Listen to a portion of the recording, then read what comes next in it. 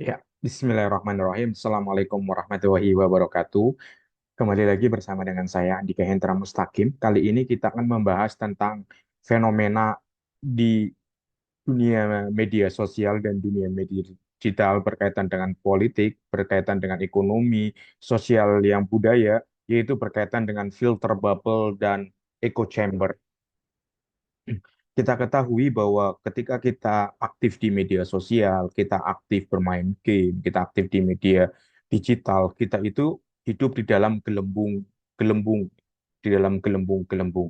Di dalam gelembung-gelembung itu terdiri bukan hanya satu gelembung, tetapi banyak gelembung. Dan banyak gelembung itu bisa saja itu terdiri dari satu warna, dan gelembung-gelembung itu bisa saling menyatu, kemudian bisa saling membesar. Juga gelembung-gelembung itu juga bisa saling mengecil, ya kan? Saling mengecil, mengecil, mengecil, kemudian dalam jumlah yang sangat banyak. Dalam itu kan dikaitan dengan namanya filter bubble. Jadi ada yang bubble dan munculnya bubble-bubble itu gelembung-gelembung itu umumnya disebabkan karena adanya distorsi, adanya penyaringan, adanya algoritma, di situ kemudian adanya machine learning, kemudian adanya privacy dan lain sebagainya, dan adanya personalisasi, adanya kebiasaan-kebiasaan kita tertentu dalam kita bermedia sosial, juga memunculkan gelembung-gelembung.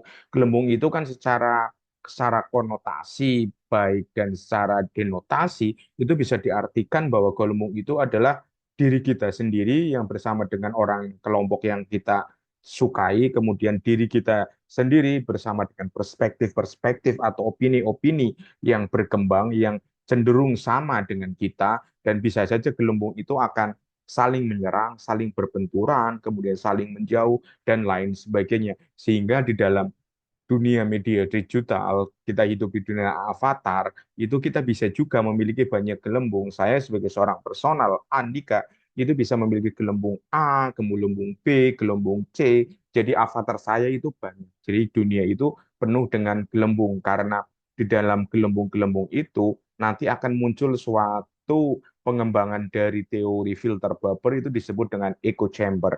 Echo chamber itu adalah ruang bergema yang menunjukkan kita itu adanya suatu tanda kutip itu kesamaan. Seperti apa sih sebenarnya kalau di dalam teorinya, di dalam perspektif komunikasi, baik komunikasi politik, komunikasi budaya, kita akan mendiskusikannya biar tidak terlalu ini banget, apa, terlalu ngawang-ngawang banget. Ya,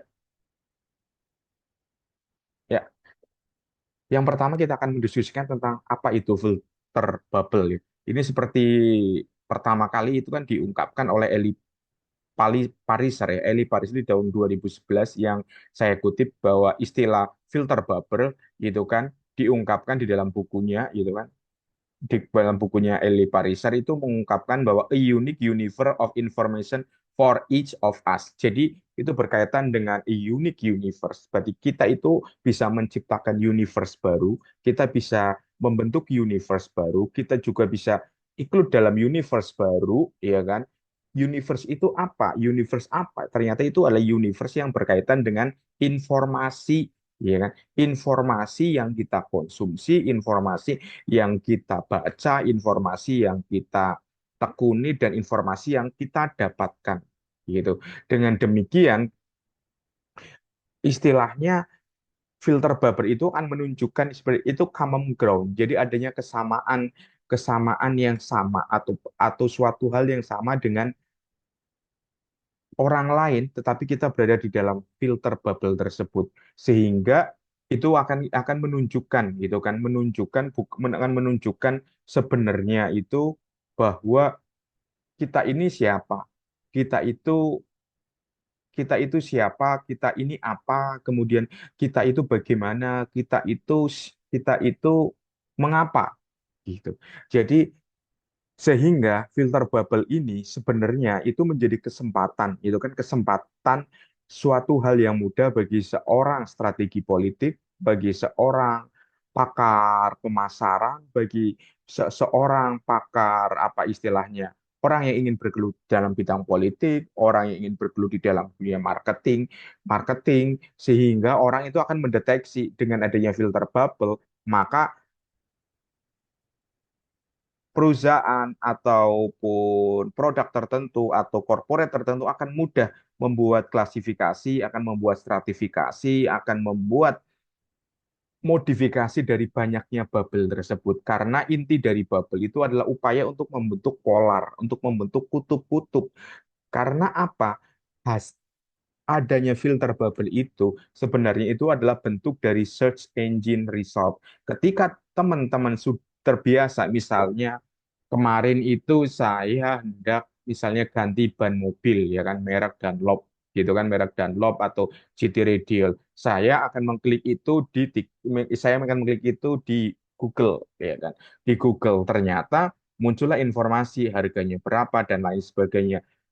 1 jam kemudian saya buka Chrome, Google akan muncul iklan-iklan yang berkaitan dengan download, iklan-iklan yang berkaitan dengan GT Radial. Itu adalah bentuk dari filter bubble. Jadi saya adalah orang yang terjebak, gitu kan, orang yang masuk di dalam filter bubble tersebut, yaitu filter bubble yaitu orang yang mencari informasi berkaitan dengan ban, gitu kan. Dan informasi pun itu akan menjadi hal yang mudah, gitu kan, didekati. Saya itu didekati oleh customer, perusahaan ban untuk menjual ban, hingga muncullah di situ merek Hankook, terus merek ada GT Radial juga, ada Dunlop dan lain sebagainya. Semuanya itu informasi masuk itu, padahal saya hanya mencari informasinya itu ada di Google. Bagaimana dengan sosial media? Ketika saya nyari misalnya itu di TikTok tentang ban murah dan beli di mana, itu kan muncullah dadadadadadat, ternyata ada di sekitar Pamulang, ada di sini A, B, C. Kemudian 3 jam kemudian saya buka TikTok, yang muncul adalah promo-promo dari bengkel-bengkel yang menjual ban. Ini kan bentuk filter bubble, gitu kan. Bagi seorang politisi itu akan sangat mudah mendekati saya karena saya adalah orang yang suka dengan dunia otomotif, suka dengan mencari ban. Saya berarti punya mobil, maka saya mendekatinya dengan cara pendekatan-pendekatan yang lebih bersifat kelas menengah, misalnya dengan menjanjikan, itu kan, menjanjikan inflasi yang tidak naik, itu kan, program-program inflasi yang tidak naik, harga-harga, masanya pajak-pajak otomotif tidak mengalami kenaikan dan lain sebagainya, sehingga filter bubble itu memudahkan politisi, memudahkan perusahaan untuk bisa membaca pasar, membaca market dengan lebih mudah. Kemudian ciri khasnya itu apa? Seperti ungkapan Case Lawrence and Schultz bahwa filter border itu adalah hasil dari proses berbeda pada pencarian informasi, persepsi, seleksi, dan itu merupakan upaya dari meluapnya informasi. Jadi ciri khas dari filter bubble itu adalah relevance with topic or konteks. Jadi selalu relevan dengan topik dan konteks yang dibaca. Jadi algoritma itu akan membaca topik, ya kan, merelevansi topik, akan membaca konteksnya. Konteksnya dia butuh ban, dia butuh mobil, dia bannya halus dan lain sebagainya. Itu kan topiknya itu ban, gitu kan. Jadi di situ adalah upaya yang berkaitan dengan informasi, upaya yang berkaitan dengan persepsi. Persepsi itu kan cara pandang orang, kemudian seleksi itu bagaimana itu kan kita itu akan menyeleksi menyeleksi ban yang akan kita pilih, menyeleksi informasi yang akan pilih. Seperti itu kalau filter bubble. Kemudian ciri khas lainnya dari filter bubble itu menurut Pak Reiser itu adalah kehilangan mental flexibility. Jadi penggunanya itu kehilangan mental fleksibel. Jadi orang itu tidak lagi fleksibel. Misalnya ketika saya terbiasa membaca berita tentang Iran karena saya adalah seorang yang menekuni di dunia komunikasi geopolitik, gitu kan. Saya sering membaca berita tentang Iran, baik analisis tentang Donald Trump dan lain sebagainya. Saya kehilangan mental flexibility. Saya tidak lagi fleksibel. Misalnya itu ada Google Discover, ya, ada di Google Chrome itu kan ada Google Discover, di mana berita-berita yang muncul, kemudian analis-analis yang muncul, itu saya tidak lagi fleksibel, saya tidak lagi mencari, tapi saya ada ketergantungan untuk membuka apa yang ada di Google Discover, apa yang informasi yang dimunculkan oleh Google, dan topik-topiknya akhirnya saya mengikuti topik itu. Jadi saya mengalami ketergantungan dan saya tidak lagi itu apa istilahnya memiliki fleksibilitas lagi untuk mengembangkan materi dan lain sebagainya karena semuanya sudah tersedia. Karena itu berkaitan dengan filter bubble. Kemudian filter bubble itu berkaitan dengan adanya segregasi ideologis. Kita tahu bagaimana Israel misalnya itu melalui Hambara, melalui lembaga-lembaga PR-nya itu kan membayar influencer, membayar membayar banyak orang, buzzer dan lain sebagainya untuk meningkatkan citra positif Israel itu kan ya. Karena kan citranya negatif berkaitan dengan perang Gaza, genosida di Gaza, kemudian perang di Iran dan lain sebagainya, hingga mereka membutuhkan opini-opini positif, sehingga upaya untuk memperkuat ataupun upaya untuk mempertegas ideologis itu otomatis itu biasanya akan direkomendasikan. Misalnya Google itu berafiliasi dengan Jewish, dengan Yahudi, informasi yang disampaikan cenderung pro Israel, maka berita-berita yang disampaikan di situ adalah pro Israel, informasi yang disampaikan juga pro Israel. Kemudian dampak dari filter bubble itu adalah munculnya echo chamber. Echo chamber ini digambarkan adalah ini diungkapkan oleh Jameson and Capella itu bahwa itu adalah particular situation of some people are in result of media supply distribution or all demand, namely where they occupy general relation actually is itu kan dalam echo chamber disebutnya echo chamber. Jadi situasi di mana orang itu merupakan hasil dari media supply. Jadi supply-nya itu dimulai dari media, distribusinya dari media sosial, dari media. Sehingga itu tidak berdasarkan apa keinginannya dia. Sehingga itu disebut dengan echo chamber atau dikenal dengan ruang yang bergema. Echo chamber itu biasanya disebut juga bounded and closed media space that what both make divide message deliver within and isolate them from rebuttal. Jadi bagaimana upaya media tersebut itu menggempur habis-habisan dengan pesan, dengan informasi kepada orang-orang tertentu tersebut dengan upaya agar dia itu ikut kita, agar dia itu ikut media tersebut, agar dia itu menjadi bagian dari itu. Itu disebut echo chamber. Jadi ruang itu bergema. Jadi kan ketika saya gitu kan, misalnya saya terbiasa, dia kan terbiasa mengakses informasi di Al Jazeera, ya kan informasi di Al Jazeera, informasi dengan politik-politik yang bersifat dengan Islami, politik dengan bersifat dengan internasional yang berpihak kepada misalnya di situ berpihak kepada Islam, maka ruang bergema informasi yang ada di media sosial saya, di Google Space saya itu lebih mengarah kepada informasi yang bersifat dengan Islami dan bersifat ke Arab-Araban dan pro Arab dan pro Islam dan pro Muslim. Pro Muslim itu sebagai contoh, berarti itu merupakan bentuk dari echo chamber. Ruang yang bergema itu adalah seperti itu, kan? Kemudian karakteristik dari echo chamber yang dikumpulkan dari sebuah riset yang di Oxford ini bahwa echo chamber itu biasanya attitude consistent of information. Jadi orang itu akan cenderung percaya pada informasi yang dibaca itu, informasi yang disediakan oleh Google, informasi yang disediakan oleh media Al Jazeera, informasi yang disediakan oleh media-media tersebut, sehingga itu akan memperkuat pre-existing view. Jadi akan memperkuat ideologinya, akan memperkuat cara pandangnya. Kemudian ada juga insulation part of absence of cross-cutting exposure.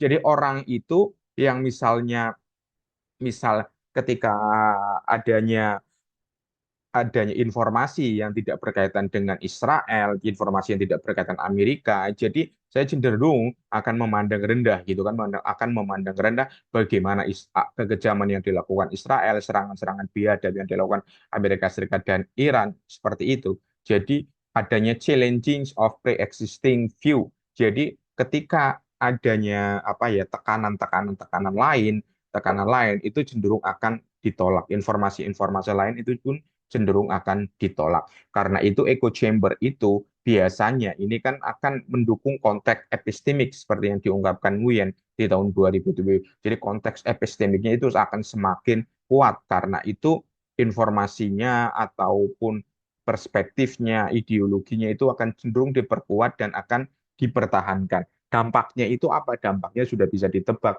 yaitu dampaknya itu adalah adalah polarisasi. Jadi saya akan terbentuk polarisasi, teman-teman akan terbentuk polarisasi, misalnya yang lain akan terbentuk polarisasi.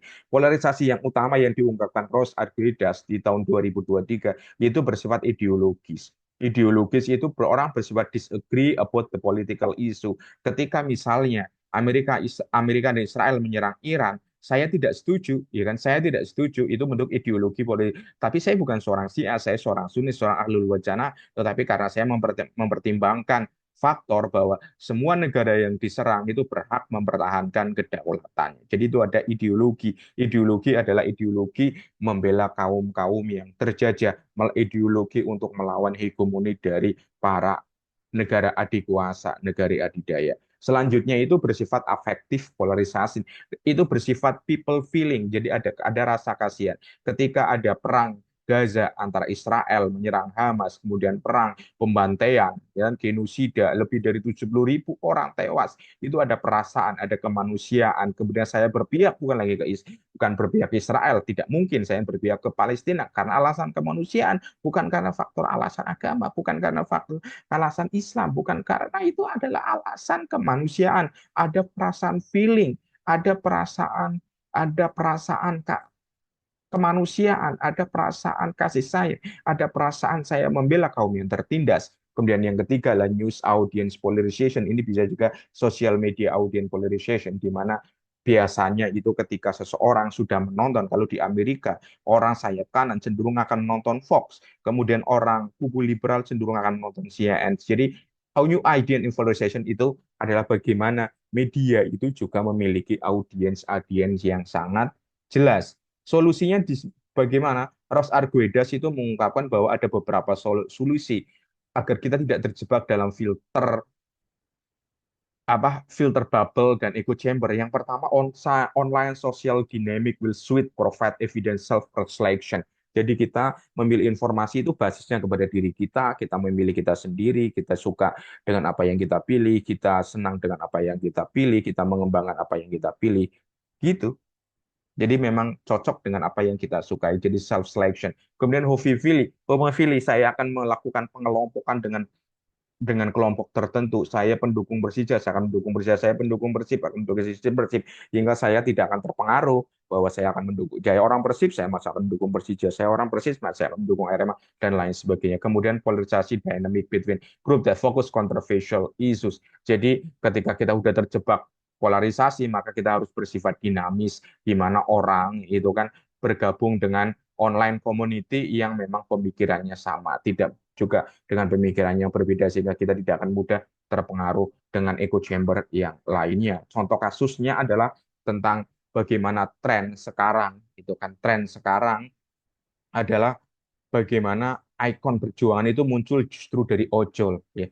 Ikon perjuangan itu muncul dari ojol, ikon revolution, ikon pemberontakan, ikon ekonomi itu muncul dari ojol. Bagaimana dengan ojol, terutama yang hidup di Jabodetabek, termasuk saya, ketergantungan dengan ojol sangat kuat. Ojol adalah bagian dari kehidupan sehari-hari. Mereka ikon perjuangan, mereka bukan terlalu kelas menengah, juga bukan kelas bawah. Mereka hidup sebagai mitra, tidak ada ikatan, ya kan, tidak ikatan, bisa bebas, ya kan. Mereka menjadi kekuatan ekonomi, mereka menjadi struktur sosial tersendiri yang sekarang itu mereka hidup bukan hanya karena filter bubble mereka, yaitu karena ada aplikasi Gojek, aplikasi Grab, aplikasi Maxim, tapi mereka juga membangun echo chamber sendiri dalam komunitasnya. Bagaimana misalnya itu kan ya, misalnya tukang parkir tidak berani menagih parkir ke ojol, iya kan? Itu menjadi kekuatan sosial yang baru.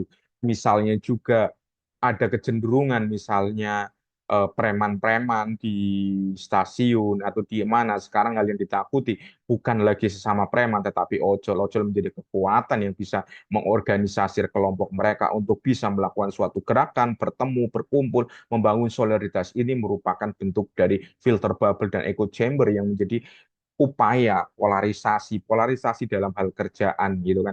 Mereka membangun ikon dengan hijaunya, mereka membangun ikon dengan kebersamaan, rasa senasib, rasa penanggungan, sehingga itu menjadi kekuatan yang sebenarnya bisa dimanfaatkan oleh kelompok tertentu, politisi, kelompok tertentu, korporasi, kelompok tertentu, misalnya elit global dan lain sebagainya, karena itu kan berkaitan dengan upaya sentimen untuk membangun membangun kebaikan bersama, juga bisa sebaliknya sentimen untuk memicu keresahan sosial juga bisa aja dimunculkan di kalangan ojol. Jadi ojol itu menjadi kekuatan sosial yang sangat dinamis, yang sangat fluktuatif, yang sangat fleksibel, yang bisa saja itu kan bisa saja menjadi kekuatan suatu bangsa untuk memajukan suatu bangsa, bisa saja itu dipermainkan oleh kelompok tertentu, dipermainkan oleh kelompok tertentu, baik korporasi ataupun siapa saja untuk kepentingan mereka. Karena itu,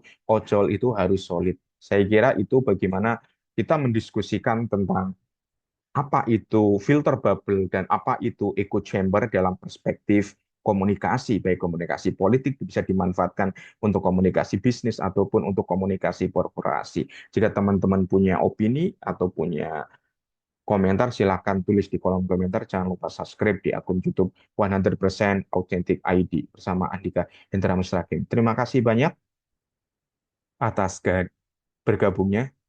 Sampai jumpa di video berikutnya. Assalamualaikum warahmatullahi wabarakatuh.